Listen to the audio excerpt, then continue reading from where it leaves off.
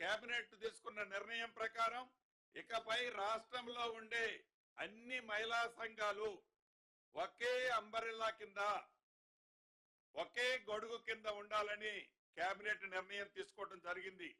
వీటితో పాటు ఇంకొక ఇంపార్టెంట్ అయిన విషయం, ఇందిరా మహిళా శక్తి సంఘాల్లో గతంలో 60 సంవత్సరాలకే రిటైర్మెంట్ ఉండేది. దాన్ని 60 సంవత్సరాలు దాటిన వాళ్ళు అనేక గ్రామాల్లో అనేక పట్టణాల్లో ఇబ్బంది పడుతున్నది గమనించి ఈ ప్రభుత్వం 65 సంవత్సరాలకి దాన్ని పొడిగించడం జరిగింది. 60 సంవత్సరాలు ఇంతకు ముందు నెంబర్లుగా ఉండే దాన్ని ఈ ప్రభుత్వం ఈ రోజు కేబినెట్ లో 65 సంవత్సరాలకి పెంచడం జరిగింది. అదే రకంగా గతంలో 18 ఏళ్లు వయసు వచ్చిన తర్వాతనే సభ్యులుగా ఉండేవాళ్ళు, ఇప్పుడు దాన్ని 15 ఏళ్లకి కుదించడం జరిగింది.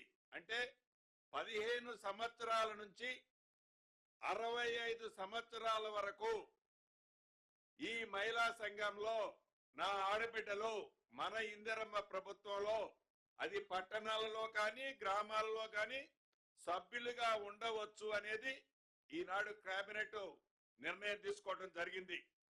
అదే రకంగా తిరుపతిలో ఏదైతే టీటీటీ బోర్డు ఉంటుందో అదే పద్ధతిలో యాదగిరిగుట్ట లక్ష్మీ నరసింహస్వామి ఆలయం బోర్డును కూడా ఏర్పాటు చేయాలని ఈరోజు కేబినెట్ నిర్ణయం తీసుకోవడం జరిగింది.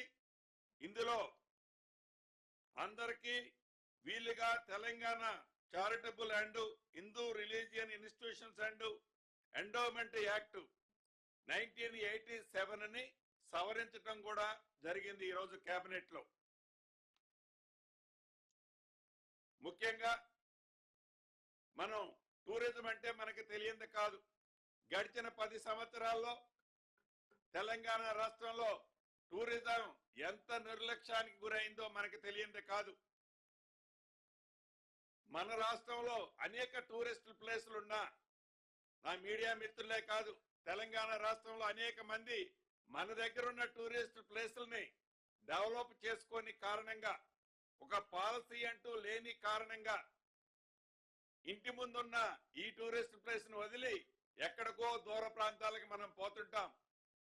అలా కాకుండా ఈ ప్రభుత్వానికి తెలంగాణకి కూడా ఒక టూరిస్ట్ పాలసీ ఉండాలి అని కేబినెట్ లో చాలా వివరంగా విపులంగా 2025 నుంచి 2030 వరకు టూరిస్ట్ పాలసీని ఈరోజు కేబినెట్ ఆమోదించడం జరిగింది. రాష్ట్ర వ్యాప్తంగా 27 స్పెషల్ టూరిస్ట్ ఏరియాలని పర్యాటక కేంద్రాలుగా పూర్తి స్థాయిలో అభివృద్ధి చేయాలని కూడా కేబినెట్ ఈ రోజు నిర్ణయం తీసుకోవడం జరిగింది. రాబోయే 5 సంవత్సరాలలో ఈ టూరిస్ట్ పాలసీ వలన 15,000 కోట్ల రూపాయలకు తగ్గకుండా పెట్టుబడులు వచ్చే విధంగా ఆ దిశలో అనేక నిర్ణయాలు ఈ రోజు కేబినెట్ లో ఈ కొత్త టూరిస్ట్ పాలసీని గురించి నిర్ణయం తీసుకోవడం జరిగింది. అంతేకాదు మే నెలలో జరిగే మిస్ వరల్డ్ 2025 పోటీలకు హైదరాబాదుకి ఏర్పాటు చేయాలని, దానికి ప్రపంచ వ్యాప్తంగా వచ్చే సుమారు 140 దేశాల నుంచి వచ్చే అతిథులకి ఎక్కడా లోటు జరగకుండా ఉండే విధంగా మహా అద్భుతంగా ఆ కార్యక్రమాన్ని ఏర్పాటు చేయాలని కూడా ఈరోజు కేబినెట్ నిర్ణయం తీసుకోవడం జరిగింది.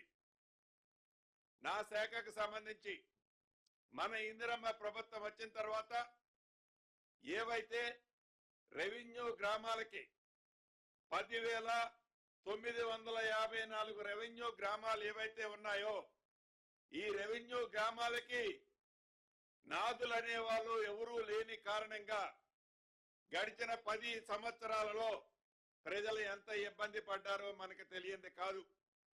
అనేక పర్యాయాలు గౌరవ ముఖ్యమంత్రి గారు సహచర మంత్రులు నేను చెప్పాం. అన్న మాట ప్రకారం ఈ 10,954 రెవెన్యూ గ్రామాలకు రెవెన్యూ అధికారుల్ని నియమించాలని కేబినెట్ లో నిర్ణయం తీసుకోవటం జరిగింది. ఏదైతే గతంలో విఆర్ఏ విఆర్ఓ వ్యవస్థని